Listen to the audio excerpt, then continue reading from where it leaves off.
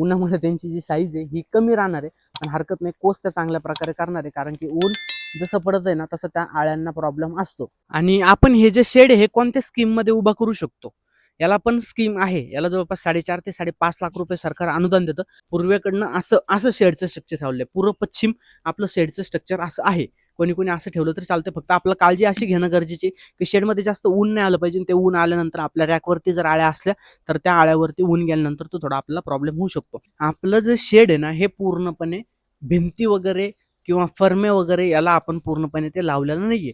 याच्या मागचं कारण पण तसंच आहे की फर्मे वगैरे लावल्यानंतर जास्त हाईट घेतल्यानंतर आणि वरतून सिमेंटाचे पत्र टाकलेले, घरावर जे पत्र टाकतो ते पत्र टाकायला जमत नाही. जय श्री महाकाल, नमस्कार मित्रांनो, कसे आहात? सगळे चांगले असाल. मी आपला होस्ट हरिओम आणि पुन्हा एकदा स्वागत करतो आपल्या एका नवीन व्हिडिओमध्ये रेशीम उद्योग बद्दल. थोडक्यात जर सांगायचं म्हटलं तर मी तुम्हाला म्हटलं होतं मागच्या व्हिडिओमध्ये आणि इंस्टाग्रामला पण रील अपलोड केली होती, त्यामध्ये म्हटलं होतं येणाऱ्या 6 दिवसामध्ये मी 3 व्हिडिओ असे अपलोड करणार आहे की त्या 3 व्हिडिओमध्ये रेशीम उद्योग बद्दल तुम्हाला भरपूर जेवढं असेल, सुरुवातीला आपलं स्टार्टअप कसं करावं लागतं, बेसिक गोष्टी काय असतात, कमी खर्चामध्ये आपण त्याला चालू कसं करू शकतो, हे मी तुम्हाला सांगितलं होतं की येणाऱ्या 6 दिवसामध्ये मी 3 व्हिडिओ अपलोड करणार आहे. ऑलरेडी एक व्हिडिओ अपलोड केलेला आहे, तो जर नसेल बघितला तर खाली डिस्क्रिप्शन मध्ये लिंक देतो, तो व्हिडिओ नक्की बघा, कारण की त्या व्हिडिओमध्ये मी प्रॉपर सांगितलेलं आहे आपण तुती लागवड कशी करू शकतो. एकदम मशागतपासनं, शेती मशागतपासनं तर त्याला प्लॉट कोणता पाहिजे, कसा नेमकं त्याला शेती कशी पाहिजे, आधी कोणतं पीक घेतल्यानंतर त्याला तुतीची लागवड जमती, इथपासनं ते आपण बॅच कधीपर्यंत घेऊ शकतो याची पूर्णपणे मी 9 महिने 6 महिन्याची पूर्णपणे तुम्हाला प्रत्येक प्लॉट मधला, प्रत्येक मशागत मधला त्या व्हिडिओमध्ये क्लिअर सांगितलेलं आहे. तर मला असं वाटतं की तो व्हिडिओ तुम्ही हा व्हिडिओ झाल्यानंतर नक्की बघा, कारण की 3 व्हिडिओ खूप महत्त्वाचे आणि न स्किप करता बघा. थोडेफार 10-15 मिनिटं जाऊ दे तुमचे, थोडं एडिटिंग मध्ये वगैरे थोडं तुम्ही बघू शकता, म्हणजे तुम्ही बघा. माझं तरी तेवढं म्हणणं आहे, कारण की तुम्हाला नॉलेज येणं गरजेचं आहे. माझं काम फक्त तुम्हाला माहिती देणं आहे, पण व्हिडिओ बघणं, माहिती घेणं हे तुमचं काम आहे. मी तुम्हाला माझ्याकडनं जेवढं होतंय तेवढं माझ्याकडनं प्रॉपर तुम्हाला नॉलेज देण्याचं, माहिती देण्याचं प्रॉपर पूर्णपणे काम करतोय. तर तुमचं एक काम बनतं की तुम्ही व्हिडिओला लाईक करून चॅनलला सबस्क्राईब करावं आणि व्हिडिओ न स्किप करता पूर्णपणे बघावा. आता ह्या व्हिडिओमध्ये आपण पूर्णपणे बोलणार आहे, जो तुम्ही माझ्या पाठीमागे बघू शकता बॅकग्राऊंडला आपलं रेशीमचं शेड आहे. ह्या शेडबद्दल मी तुम्हाला प्रॉपर पूर्णपणे बोलणार आहे म्हणजे आपलं शेड कसं आहे, काय आहे नेमकं, आपण त्याला कसं कमी खर्चामध्ये सुरुवात करू शकतो, कसं आपण त्याला सुरुवातीपासून ते एंडिंग पर्यंत नेऊ शकतो, ते बिन एकदम कमीतल्या कमी बजेटमध्ये. कोणती स्कीम असते, कोणतं काय असतं, त्यानुसार आपण हे शेड उभा करू शकतो आणि बॅचेसला घेऊ शकतो. हे सगळं कॉम्बिनेशन झाल्यानंतर तिसरा पण मी व्हिडिओ 2 दिवसानंतर लगेच अपलोड करल, म्हणजे 6 दिवसात 3 व्हिडिओ पूर्णपणे होईल आपले. तर व्हिडिओ न स्किप करता बघा, व्हिडिओला लाईक करा आणि चॅनलला सबस्क्राईब करा. डुमडुम ट्याड्याव इकडं इकडं. आता हे शेड तुम्ही बघू शकता. आपलं शेड हे जवळपास 4 वर्ष आधी आपण याला उभा केलेलं आहे. म्हणजे याला सांगतो तुम्हाला बेसिक गोष्टी काय काय लागतात, आपण याला कसं उभा करू शकतो, नंतर याला कशी इम्प्रूव्हमेंट करू शकतो. कमी खर्चच सांगतो तुम्हाला, जास्त जुगाड पद्धतीने सांगतोय. जास्त खर्च करा असं पण नाही म्हणत आहे, पण त्याआधी हे ह्या चंद्रिकाचं पण तुम्हाला सांगतो पूर्णपणे. आता ह्या शेडचं स्ट्रक्चर जे आहे आपलं पूर्णपणे 23x50 आहे. म्हणजे फ्रंटला जर तुम्ही असं जर बघितलं तर असं पूर्णपणे 23 फूट आहे आपलं, आणि असं रुंदीला आपलं पूर्णपणे 50 फूट आहे. तर ह्यामध्ये आपली जवळपास 180 किंवा 200 अंडी पुंची बॅच बसू शकते. आता कशी बसू शकते तर तुम्हाला शेडमधलं आतमधलं पण सांगतो, पण त्याआधी जर तुम्हाला थोडक्यात बाहेरचं सांगायचं म्हटलं तर तुम्ही फक्त एक गोष्ट अशी लक्षात घ्या का शेडच्या ह्या साईडनं आपले 4 कॉलम आहेत फक्त. लक्षात घ्या, शेडच्या ह्या साईडनं 4 कॉलम आहे आणि ह्या साईडनं 4 कॉलम आहे. आणि याच्या व्यतिरिक्त वरती जर तुम्ही बघितलं तर आपण सिमेंटाचे पत्र टाकलेले आहेत. आता जसं की मी तुम्हाला सांगितलं, मी दिसू राहिलो ना, मी दिसलो न दिसलं तरी चालतंय, पण ह्या साईडनं तुम्ही बघू शकता आपलं शेडला सध्या पाणी चालू आहे. आणि पाणी चालू असल्यानंतर आपण याला हे पोते दिसत असेल तुम्हाला, हे पोते लावलेले. आता ह्या पोत्याचं कारण असं असतं की ह्या पोत्यानं पूर्णपणे शेड थंड पडतं. बाहेरून ही ग्रीन नेट तुम्हाला दिसत असेल, आणि जर समजा हे मी पोते वरती केले तर तुम्हाला इथं व्हाईट नेट दिसत असेल. एक मिनिट, मी तुम्हाला आणखी क्लिअर असं दाखवल. हे बघा, तुम्हाला इथं व्हाईट नेट दिसत असेल. आता ही व्हाईट नेट पूर्णपणे आपली बंद असते, म्हणजे मातीत पूर्णपणे ती गाडलेली, आपण मातीत पूर्णपणे लावलेली. याच्या व्यतिरिक्त पोते आपले सगळे मोकळे असतात. जेव्हा आपला 3 ऋतूमध्ये जसा प्रॉब्लेम येतो तसं आपण त्याला पोते वगैरे हे पूर्णपणे वरती करत असतो. आता सध्या तर आपले पोते खालीच असतात, कारण की ऊन जास्त पडतं आणि हे पोते ओले झाल्यानंतर ती हवा पूर्णपणे आतमध्ये थंडी जाते. शेडला चारही साईडना, म्हणजे तुम्ही असं समजा की चारही साईडना आपण फक्त व्हाईट नेट वरतून वगैरे लावली. मी तुम्हाला शेडच्या आतमध्ये दाखवतो. आता तुम्ही शेडमध्ये बघू शकता, आपली जी वरतून तुम्हाला जी व्हाईट नेट दिसते ना, ती वाईट म्हणजे तुम्ही फक्त माझ्या बोलण्यावरती लक्ष द्या आणि मी जे सांगतो त्यावरती लक्ष द्या. माझ्याकडे लक्ष नका देऊ. कारण की मी महत्वाचं सांगणार आहे. मी दिसलो न दिसलो तरी चालतंय पण हरकत नाही. आता तुम्ही जी वरतून बघितली ना ही पूर्णपणे हे आपले पूर्णपणे शेडला व्हाईट नेटनं आपण पूर्णपणे शेड कव्हर केलेलं आहे. म्हणजे आपलं जे शेड आहे ना हे पूर्णपणे भिंती वगैरे किंवा फरमे वगैरे याला आपण पूर्णपणे ते लावलेलं नाहीये. याच्या मागचं कारण पण तसंच आहे की फरमे वगैरे लावल्यानंतर जास्त हाईट घेतल्यानंतर त्याला हवा येणं आतमध्ये खेळती वगैरे राहिली पाहिजे. बाहेरची हवा आतमध्ये आली पाहिजे आणि आतमधली हवा बाहेर गेली पाहिजे. आता आपण फक्त कॉलम लावलेत. ह्या साईडनं 4 आहेत आणि ह्या साईडनं पूर्णपणे 4 आहेत. मागून एकही नाहीये, समोरून एकही नाहीये. आता शेडचं स्ट्रक्चर सांगायचं म्हटलं तर आपण खाली माती टाकलेली, माती पूर्णपणे दाबून घेतलेली. सगळ्यात आधी सांगतो आता तुम्हाला, माती आपण पूर्णपणे दाबल्यानंतर माती पूर्णपणे दाबली. आपण साईडना इकडनं 4 आणि इकडनं 4 कॉलम उभा केलेत. 4 कॉलम उभा केल्यानंतर वरती आपण सिमेंटाचे पत्र टाकलेले, जेणेकरून जे इन्स्ट्रुमेंट लागतं आपल्याला आडवे 2 कॉलम आहेत. इकडनं एक कॉलम आहे आणि इकडनं एक कॉलम आहेत आणि वरतून सिमेंटाचे पत्र टाकलेले. घरावर जे पत्र टाकतो ते पत्र टाकायला जमत नाही, कारण की ते पत्र जास्त तापतात आणि तापल्यानंतर आपल्याला उन्हाळ्यामध्ये असेल ते थोडं प्रॉब्लेम होतो टेम्परेचर मेंटेन करायला. आणि बाकी सिमेंटाचे पत्र टाकल्यानंतर साईडनं आपण एक व्हाईट नेट टाकत असतो. व्हाईट नेट अशी टाकतो की पूर्णपणे आपलं म्हणजे शेड सगळं चारही साईडनं, म्हणजे तुम्ही माझ्या बोलण्याकडे लक्ष द्या, वरतून इकडनं आणि इकडनं असं पूर्णपणे वरतून व्हाईट नेटना शेड आपलं पूर्णपणे कव्हर झालेलं आहे. कव्हर झाल्यानंतर आपण खाली वगैरे काहीच नाही टाकलेलं. खाली गोबा किंवा फरची केली तरी चालते. उजी माशीसाठी ते करावं लागतं, पण आपलं आणखी केलं नाही. आपण एकदम कमी खर्चातल्या खर्चात हे सुरू केलेलं आहे आणि आणखी पण ते चालू आहे. असं नाही की याला एवढा खर्च करावाच लागतो म्हणून. जर आपली बॅच निघत असेल, आपली बॅच सक्सेस होत असेल तर हरकत नाही, आपण याच्यावरती पण काढू शकतो. ठीक आहे. वरतून आपण व्हाईट नेट पूर्णपणे याला कव्हर केली. आता व्हाईट नेट याच्यासाठी अशी असते की जे पाली वगैरे असेल, उंदरं मुंगसं वगैरे असेल, हे पूर्णपणे येऊ नये, त्या आळ्याला खाऊ नये म्हणून.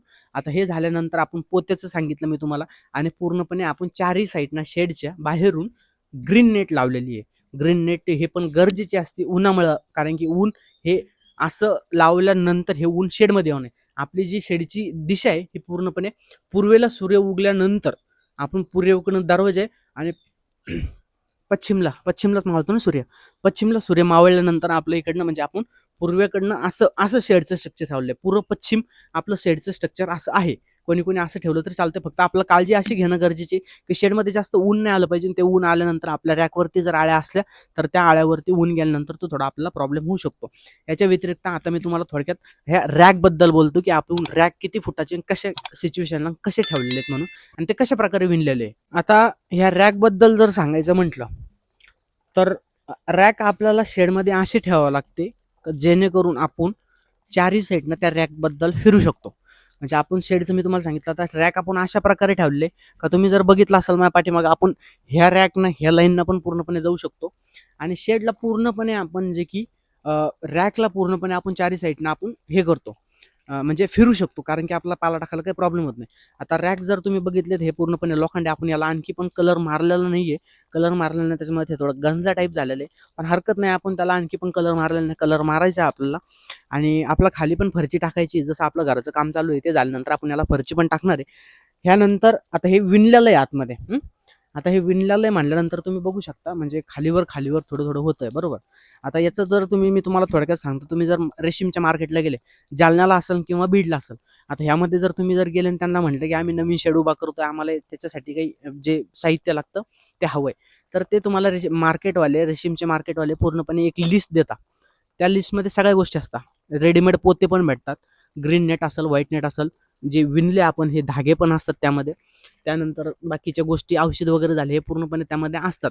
जे आपल्याला घ्यायचं आपण ते घेऊ शकतो, जे नाही घ्यायचं आपण त्याला ते नाकार देऊन बाकीच्या गोष्टी आणू शकतो. फक्त आपल्याला तिथं जाऊन व्हिजिट करणं गरजेचं आहे. कोणत्या गोष्टी लागत्या हे महत्वाचं आहे. आपण हे जे पोते लावले होते, मी तुम्हाला पोते बोललो होतो, ते पोते आपण घरच्या घरी शिवले होते त्या टायमिंगला 4 वर्ष आधी. आता रेडीमेड पण पोते भेटताय. आता तुम्हाला मी थोडक्यात सांगतो की बाबा आपलं आळ्या असल्यानंतर आपण त्याला कसं करू शकतो म्हणून. आता त्याचं जे घरचं बघू शकता, आपली बॅच आलेली. बॅचचं आपल्याला तुम्हाला सांगतो थोडक्यात आपल्या बॅचचं नियोजन, की आपल्या तिसऱ्या मोडून त्या आळ्या ज्या होत्या त्या पूर्णपणे उठलेल्या आहे आणि त्यांच्यावरती आपण दुसरी फिडिंग टाकलेली आहे. आणि एक सांगायचं जर महत्वाचं जर म्हटलं तर ह्या ज्या सिच्युएशनला आहे ना, ह्या आपल्या आळ्यांची साईज कमी राहणार आहे, कारण की उन्हामुळे असेल किंवा उन्हामुळे त्यांची जी साईज आहे ही कमी राहणार आहे. पण हरकत नाही, कोर्स त्या चांगल्या प्रकारे करणार आहे, कारण की ऊन जसं पडत आहे ना तसं त्या आळ्यांना प्रॉब्लेम असतो. किती जरी आपण टेम्परेचर मेंटेन केलं तरी पण. सकाळची फिडिंग आपण त्यांच्यावरती टाकलेली आहे. मी तुम्हाला टेम्परेचर पण दाखवतो किती येतं. आता ह्या आपल्या रॅकमध्ये आपण आळ्या ठेवलेल्या आहे, बरोबर. आता ह्या रॅकमध्ये तुम्ही बघू शकता 2 रॅकमध्ये आपण ठेवलेले आहे आणि 2 रॅकमध्ये ठेवल्यानंतर तुम्ही बघू शकता आपण ह्या साईडनं पण येऊ शकतो. ह्या साईडनं आल्यानंतर इकडनं पण जाऊ शकतो आणि इकडनं गेल्यानंतर आपण इकडनं पण जाऊ शकतो. म्हणजे तुम्ही असं समजा की पाला आपण ह्या साईडनं टाकल्यानंतर पाला आपल्याला ह्या साईडनं पण टाकावा लागतो. मग ह्या साईडनं टाकावा लागतो म्हटल्यानंतर पाला आपल्याला इकडून घेऊन जावं लागतो आणि इकडून आपला पाला टाकावा लागतो. त्यामुळे तो प्रॉपर त्या आळ्यावरती पाला पोहोचतो. पाला तो तिथं त्यांच्यावरती प्रॉपर पूर्णपणे पद्धतीने पडतो. त्याच्यामुळे शेडचं जे आपलं कॉलम आहे ते पूर्णपणे पाहिजे. रेशीमचा पेपर असतो याची जास्त MRP नसते. इक्विपमेंट हे याची एकदम जास्त महाग नाही भेटत. महाग नाही भेटत म्हटल्यानंतर साहजिक गोष्ट आहे की ते एकदम म्हणजे स्वस्त भेटते. त्याला मेंटेनन्स वगैरे एकदम कमी लागतं. आणि बाकीचं शेडचं स्ट्रक्चर जरी समोर आलो, इथं रॅक संपला, एवढी जागा आपण ठेवलेली आहे. इथं आपले पूर्णपणे औषध असते, तुम्ही बघू शकता. शेडचा फ्रंट जो की आपण आता समजा थोडक्यात तुम्हाला सांगतो. हे बघा, आपण दरवाज्यातून आलो, दरवाज्यातून आल्यानंतर आपल्याला ह्या रॅकमधून डायरेक्ट इकडं पण जाता येतं. हे रॅक आहे आणि मदत पण जाता येतं आणि डायरेक्ट तिकडं पण जाता येतं.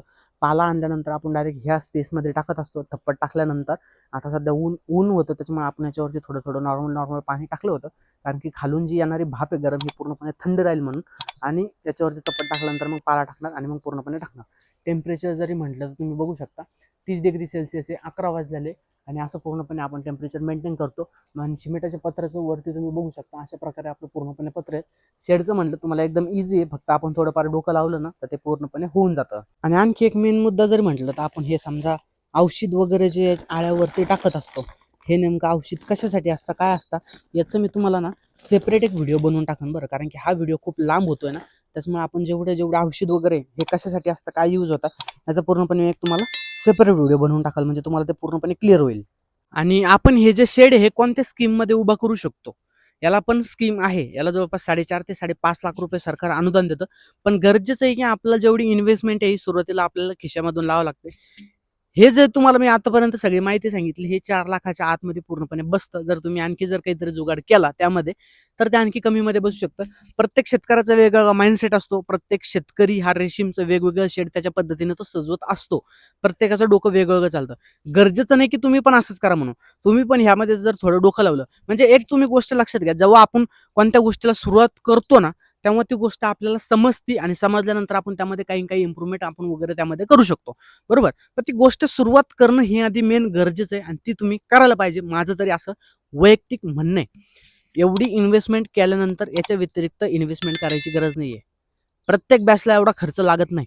100ची अंडी पुंज असेल तर त्याला 6 ते 7 हजार रुपये लागतात आणि त्याच जागी जर 200ची असेल तर 15,000 रुपये खर्च लागतो. पण 6 ते 7 हजार रुपये मागे आपल्या जवळपास 80,000 रुपये निघतं, जर मार्केटला कमी भाव लागला. मी तुम्हाला मागच्या व्हिडिओमध्ये प्रत्येक वेळेस पावत्या पण दाखवत असतो, इंस्टाग्रामला व्हिडिओ पण अपलोड करत असतो, त्यामध्ये पूर्णपणे मी तुम्हाला अपडेट देत असतो. स्कीमचं जर बोललं तर मी सेपरेट याचा एक व्हिडिओ अपलोड केलेला आहे, त्याची पण डिस्क्रिप्शनमध्ये लिंक देतो. त्यामध्ये मी थंबनेल तुम्ही जर बघितलं तर ते थंबनेल आहे 0 रुपयामध्ये आपण रेशीम उद्योगला सुरुवात करू शकतो, बरोबर आहे. आणि मी खोटं नाही सांगत आहे.